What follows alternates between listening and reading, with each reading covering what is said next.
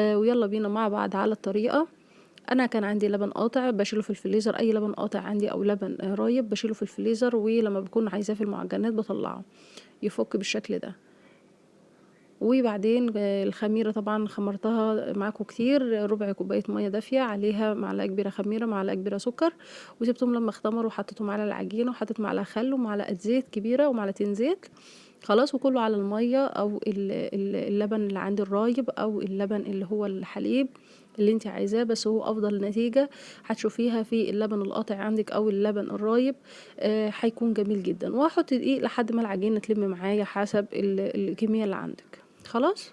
انا طلعت الكميه اللي عندي في الفريزر اللي هي اللبن الرايب او القطع، وطلعته فضيته لحد ما فك معايا، وحطيت له دقيق لحد ما لميت العجينه بالشكل ده خلاص، وعجنتها كويس، وبعدين هسيبها تختمر واختمرت معايا بالشكل الجميل.